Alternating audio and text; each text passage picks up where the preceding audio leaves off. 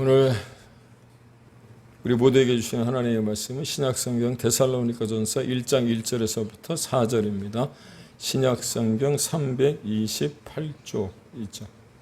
오늘 본문은 매일 성경에 의거한 데살로니가 전서입니다. 그리고 오늘은 그 데살로니가 전서를 시작하는 데살로니가 전서 1장 1절에서 4절의 말씀이 본문입니다. 뿐만 아니라 이 데살로니가 전서와 후서로 되어 있는 이 데살로니가서를 9월 한 달 동안 4번 정도 묵상해 갈 텐데 그 시간마다 큰 은혜 받게 되시길 주님의 이름으로 축원을 드립니다.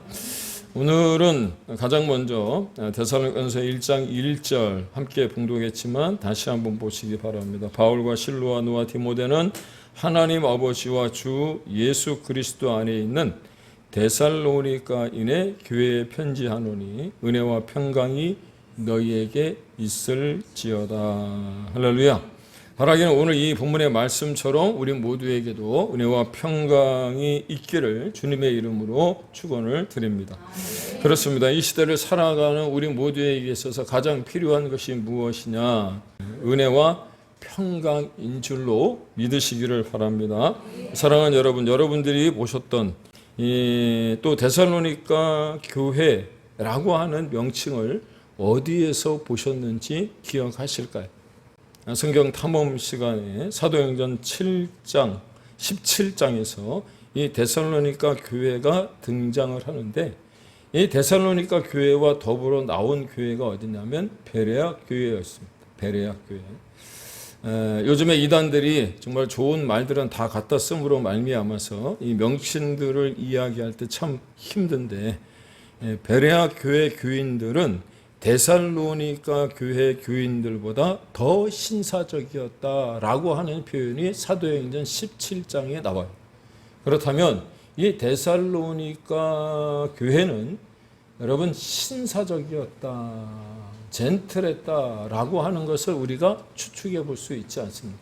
그런데 이 데살로니가 교회는요, 사도 바울이 제2차 전도 여행 때 세운 교회였고, 사도 바울이 제2차 전도 여행 때 데살로니가에 가서 복음을 전파할 때 고작 세 일회가 무슨 뜻이냐면 3주예요.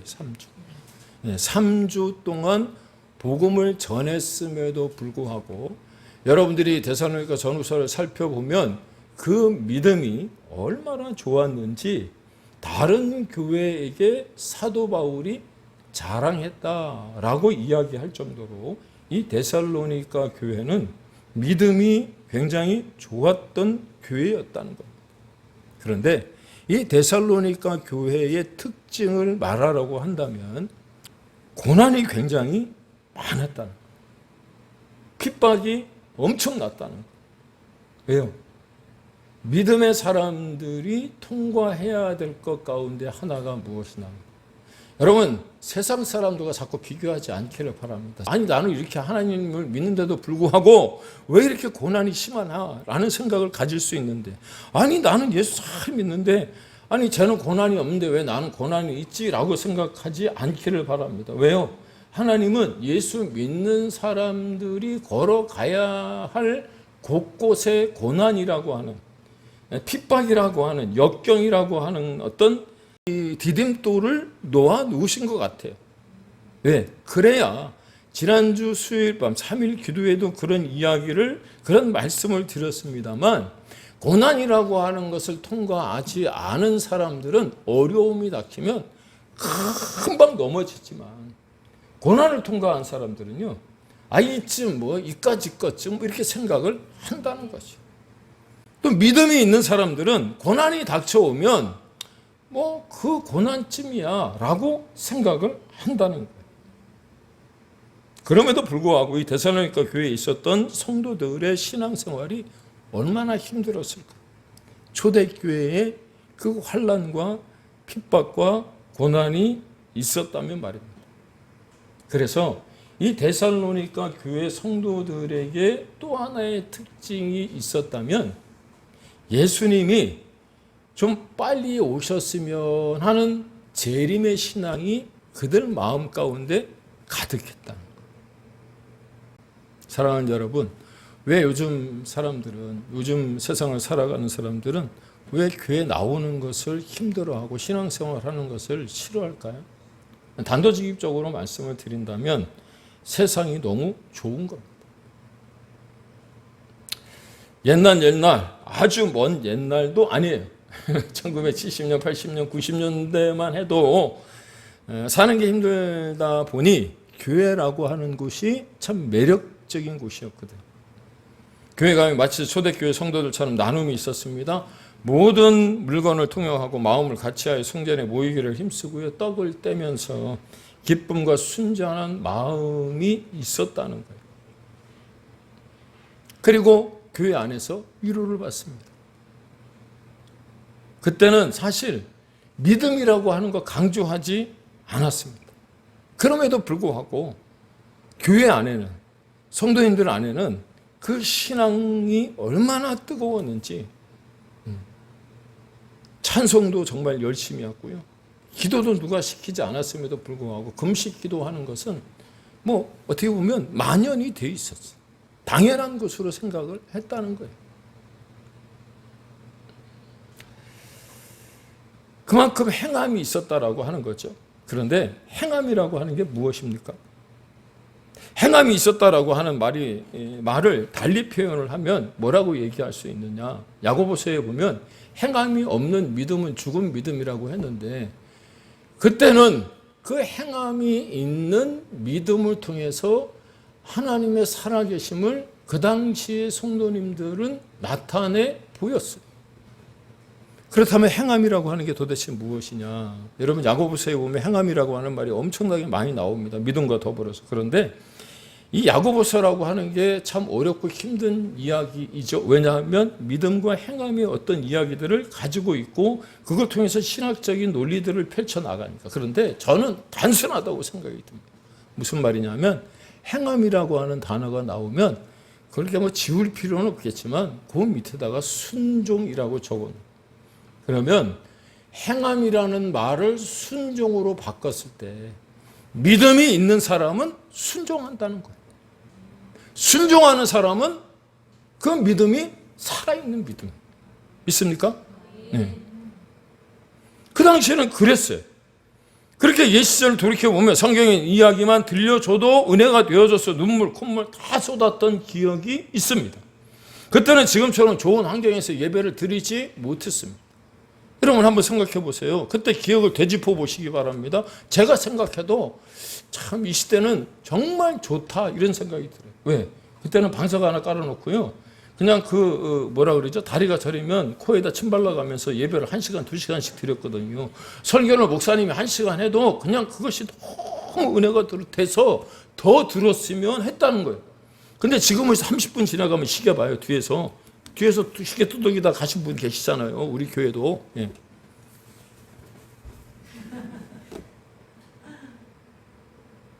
여러분 지금처럼 이 에어컨이 어디 있습니까?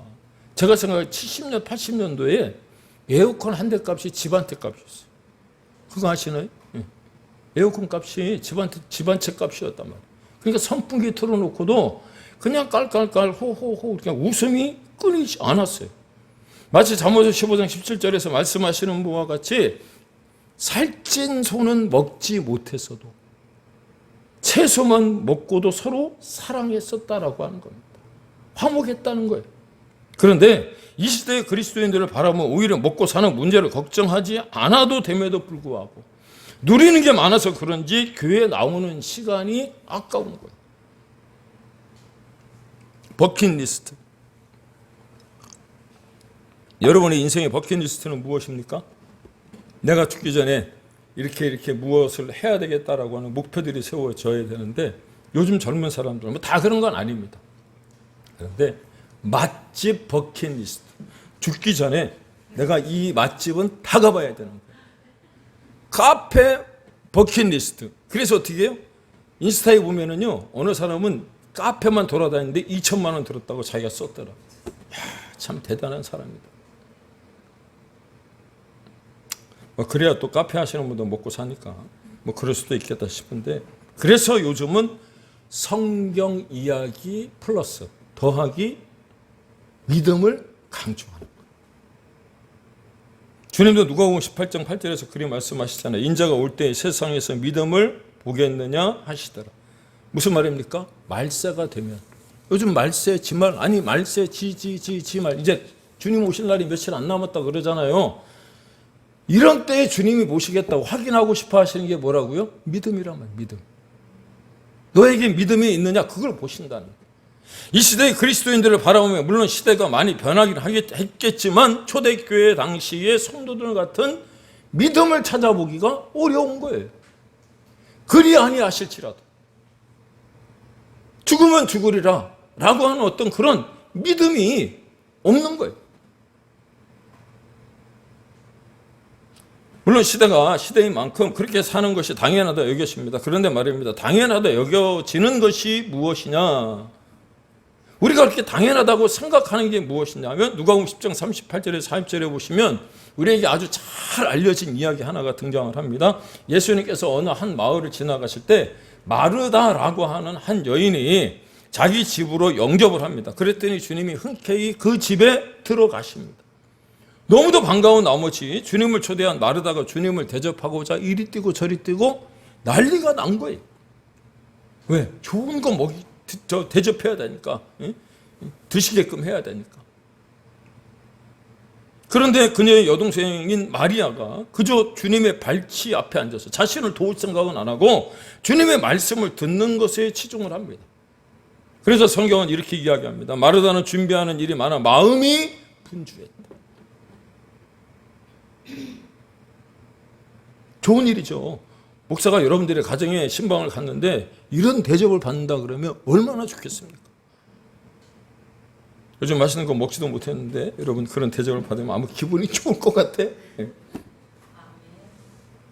그런데 마르다의 마음 가운데 무엇이 생긴 거냐? 불평이 생긴 불평.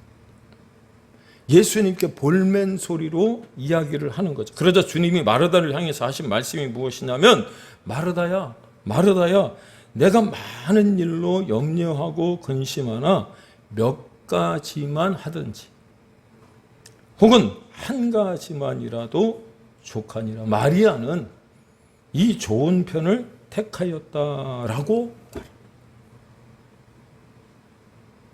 마태복음 25장에 가면 여러분 슬기로운 다섯 처녀와 미련한 다섯 처녀가 나오잖아요. 예?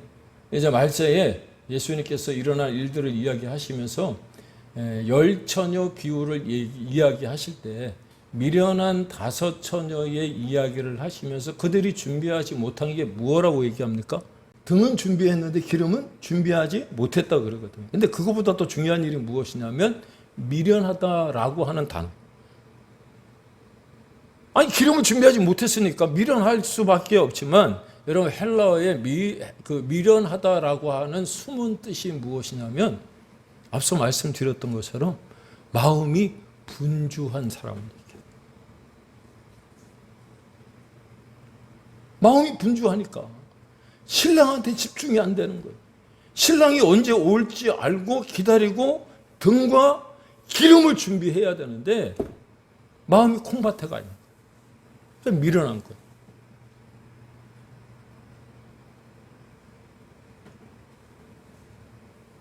그러다 보니 진정 복되고 귀한 것이 무엇인지도 모르는 겁니다. 왜냐? 남들처럼 바쁜 척 하지 않으면 내가 남들처럼 못 살 것 같으니까. 누가복음 12장 17절에서 20절에도 거의 비슷한 말씀이 등장을 해요. 한 부자가 있었습니다. 1년 동안 열심히 농사를 지었습니다. 그 결과 그 밭에 소출이 풍성함에 했던 생각이 무엇이냐면, 누가복음 12장 17절에 18절, 심중에 생각하여 가로되 내가 곡식 쌓아둘 곳이 없으니 어찌할꼬. 생각보다 정말 많은 곡식을 추수한 거예요. 이걸 어디다 좀 저장을 해야 되는데 저장할 데가 없어서 어찌할꼬. 그러면서 내가 이렇게 하리라. 내 곡간을 헐고 더 크게 짓고 더 모든 곡식과 물건을 거기 쌓아두리라. 그렇게 이야기를 하더라는 거죠. 정말 열심히 일한 결과 아닙니까? 그러나 그러니까 뭔가 누릴만 하다고 그것이 당연한 것이라고 여겨질 수 있는 거잖아요.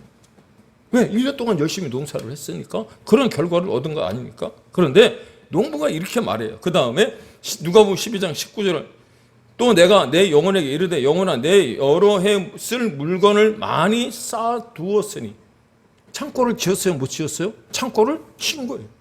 자기가 가지고 있었던 기존의 그 창고는 다 헐고 새로운 창고를 지으면서 더 큰 창고를 지어서 그 추수한 곡식을 거기에 쌓아두었으니 평안히 쉬고 먹고 마시고 즐거워하자 하리라. 그런데 여기서 농부가 놓친 게 하나 있어요. 무엇이냐면 이스라엘의 환경 가운데는요, 농사를 지으려면 하나님께서 이른 비와 늦은 비를 주시지 않으면 농사를 지을 수 없다는 것은 누구보다 농부가 더 잘 안 돼요. 그렇다면 그런 풍성한 열매를 거둘 수 있도록 하신 하나님께 감사했어야 되는데 감사하지 못한 거예요. 두 번째, 내가 가지고 있었던 창고를 헐고 그 창고를 혼자 지을 수 있는 게 아니잖아요. 동네 사람들을 동원해서, 일꾼들을 동원해서 그 창고를 지어야 되는 것 아닙니까? 그런데 그 사람들에게 뭐 살해했다는 얘기가 없어요. 그러면서 주님이 하시는 말씀이 뭐라고 말씀하십니까?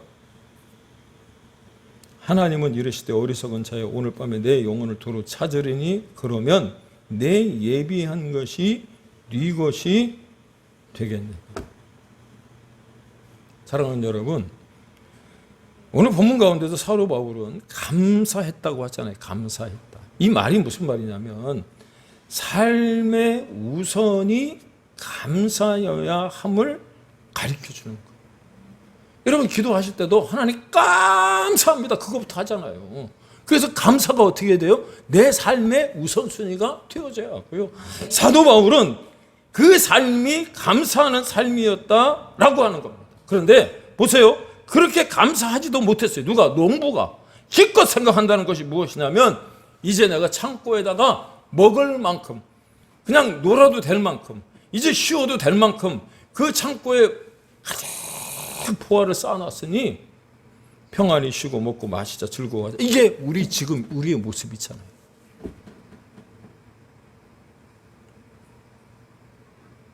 그런데요, 우리가 하는 말 가운데 이런 말이 있더라고요. 아유, 그 김씨 있잖아, 김씨. 그동안 진짜 고생하더니 그래서 돈 벌어갖고 이제 살만하니까 어떻게 됐어요? 죽어버렸네. 우리 그런 말 하잖아요. 네? 죄송해요. 이렇게 표현해서 직성하게 고생하더니 이제 먹고 살만하니까 죽어버렸네. 주님이 그거 말씀하시는 거예요. 오늘 밤에 내용은 데려가면 내가 준비한 그 모든 것이 누구 것이 되겠느냐. 사랑하는 여러분, 이런 말씀들이 성경 안에 질비하고 우리의 귓전을 스쳐가는데 왜 보이지 않고 들려지지 않을까? 그 이유는 삼손 스토리를 묵상할 때도 그런 말씀을 드렸습니다만 우리 그리스도인들이 세상 사람들과 하나도 다를 바 없이 살아가고 싶기 때문에 그런 거예요. 세상 사람들처럼 속이고 편법을 쓰고 온갖 겉모 술수를 다 쓰고 싶은 거예요.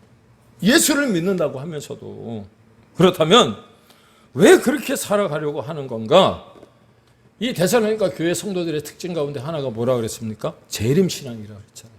재림신앙이라고 하는 건 무엇입니까? 내세를 믿었다는 거죠. 미래를 믿었다는 거예요. 그런데 이 시대 사람들은요, 내세를 믿지도 않고 예수님이 오셔서 이제 심판하실 것이라고 하는 것을 생각하지도 않는 거예요. 하나 여쭤봅시다. 창세기 6장에 가면 누가 나오죠? 노아가 나와요. 노아. 여러분 성경 가운데 은혜라고 하는 단어가 가장 처음 등장한 곳이 창세기 6장 노아예요. 노아는 은혜를 입은 자더라. 그런데 이 노아가 하나님께 지시를 받고 명령을 받고 120년 동안 뭐 했어요? 방주를 지었어요. 방주. 그럼 지나가던 사람들이 물어봤을 거 아니야. 아니 그거 왜 방주를 짓는 거야? 하나님이 어느 순간에 홍수를 내려서 심판하실 거래. 죄악이 관영한 것을 보시고 이제 하나님이 모든 것들을 다 이렇게 홍수 가운데 쓸어버릴 거래. 그 세상 사람들이 뭐라고 생각했을까요? 미쳤다 그랬겠죠. 근데 그 기간을 얼마나 두셨어요? 120년이에요, 120년. 그 120년 동안 그 방주를 짓는 모습을 보고 그 누구도 관심 갖지 않았고요. 오히려 사람들이 더 그 죄악 가운데 살아가는 거예요. 예수님이 문을 열어놓으시고 천국잔치에 초청했음에도 불구하고 관심이 없는 거예요. 왜요? 미래에 대한 생각이 없는 거예요. 내세에 대한 어떤 관심이 없는 거예요. 이런 거예요. 전에도 한번 말씀드렸잖아요. 여러분 마트에 가면 뭐 드십니까? 시식 코너 있잖아. 여수에 한번 갔는데 노회에서 여행을 갔어요. 목사님들하고. 한정식집인데 비싸더라고요. 거기에 막 한 3, 40명, 막 4, 50명이 막 몰려 들어가니까. 근데 거기가 너무 잘하는데. 근데 뭐가 나와요? 스키다시. 근데 제가 인터넷에 검색을 해봤어요. 이 집이 어떤 집인가. 비싼 집이고 잘하는 집이고 맛있는 집이다. 근데 종류가요? 어마어마한 거예요. 근데 저하고 친한 목사님이 옆에서 스키다시를 계속 목사님 그거 먹으면 본 음식을 못 먹어. 그거 조금만 먹어. 뭐 또 더 나와요? 이거 지금 에피타이저야. 이거 먹으면 나중에 본 음식 나오면 맛이 없어. 먹지 마. 그래도 돼. 그거 먹지 마. 여러분 우리는 횟집에 일식집에 가갖고 스키다시 주면은 그거 다 먹고요. 나중에 진짜 회가 나오면 그게 맛있는지 맛이 없는지 몰라요.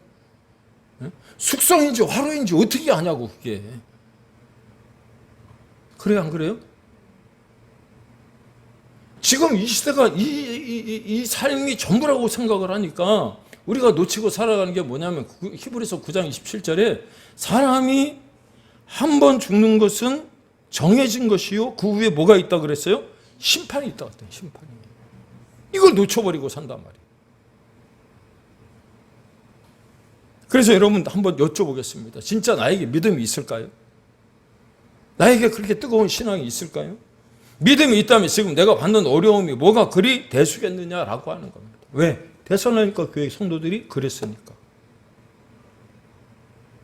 엄청난 그 빚을 탕감, 1만 달란트의 빚을 탕감을 받았고 장차 돌아갈 본향이 있다고 믿으신다면 남들보다 조금 부족하지만 그럼에도 불구하고 감사하다는 고백이 나오는 것이 당연한 거예요.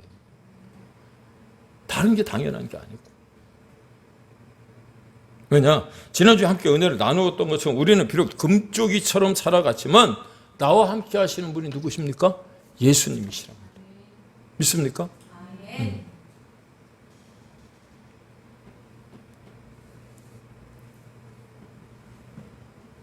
하나 여쭤볼게요. 욕심과 비전의 차이가 뭔지 아십니까? 욕심은요, 내가 뭔가 가지려고 했는데 가졌어요. 취했어요. 그럼에도 불구하고 감사가 없으면 그건 욕심. 100평 아파트에 살게 됐어요. 근데도 불구하고 그 집에 뭔가를 채워야 된다고 생각을 하고 계속 불평하면요. 어떤 결과가 초래되는지 아십니까? 밤에 잠이 안 옵니다.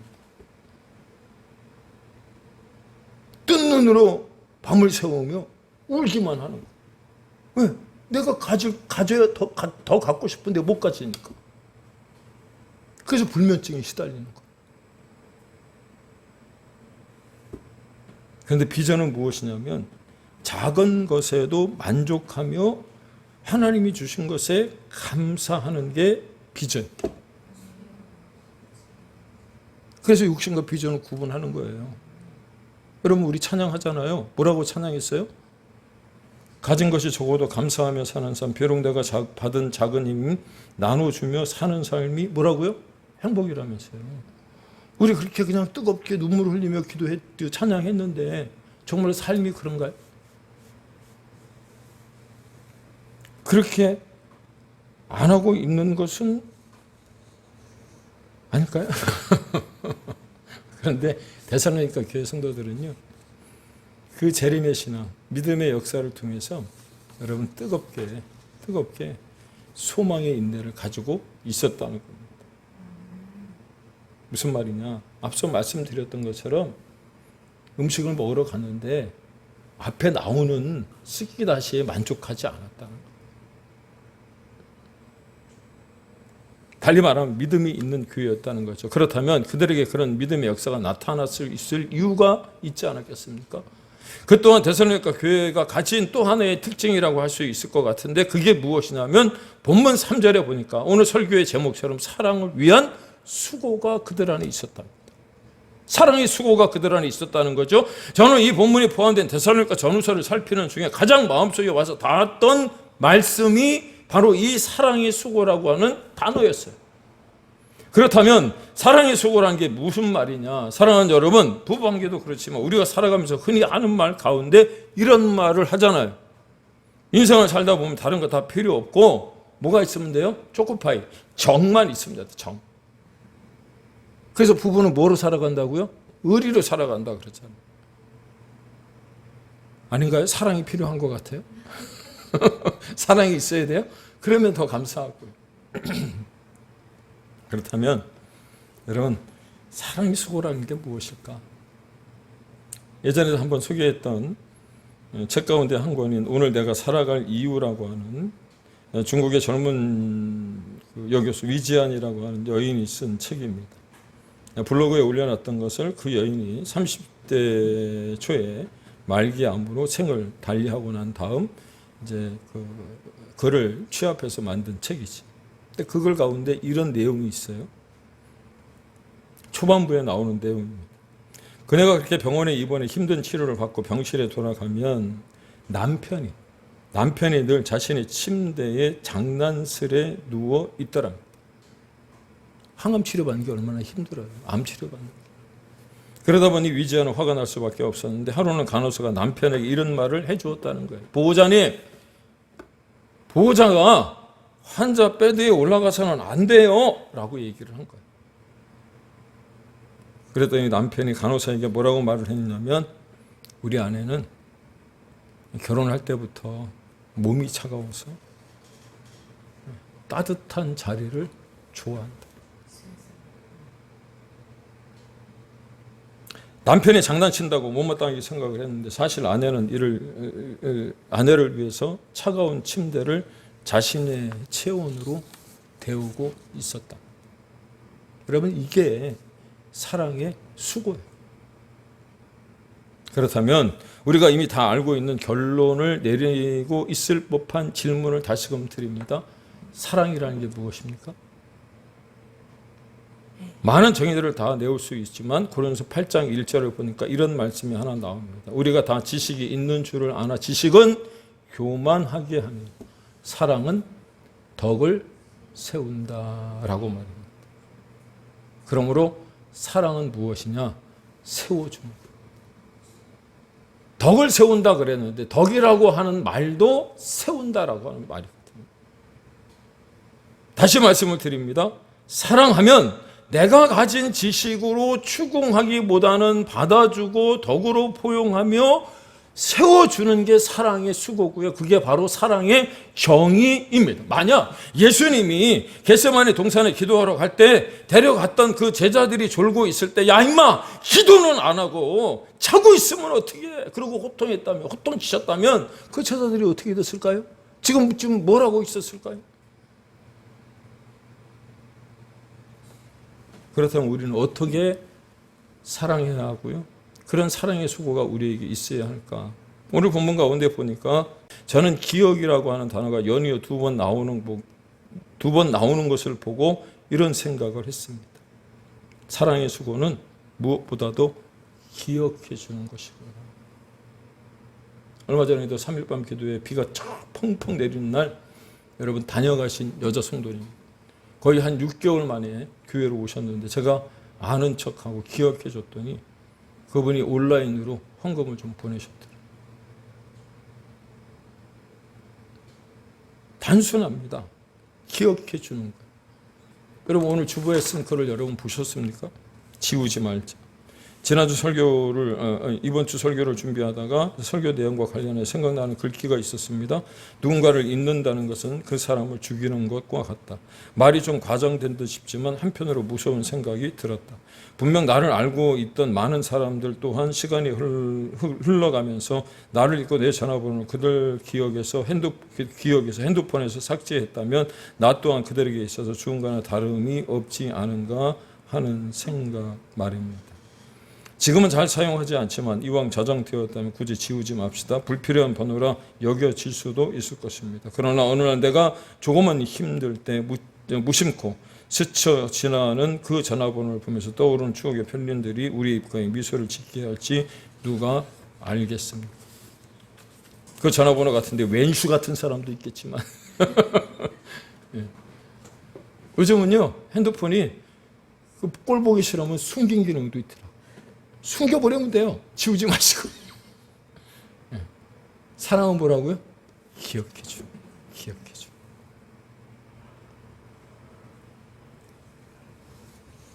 교회 한번 다녀가셨는데 또 오셨네요 라고 하면서 여러분 인사할 때 교회 오신 분의 마음이 얼마나 포근하고 따뜻하고 또 넉넉해질까요?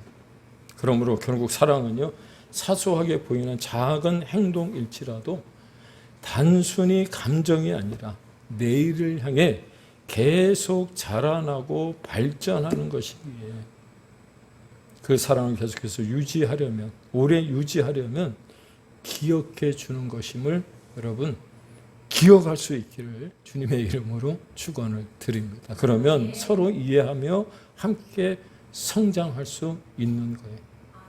결론입니다. 사랑하는 여러분, 기억이라는 사랑을 위한 수고를 통해서 현재의 약점을 딛고 설 수 있기를 축복합니다.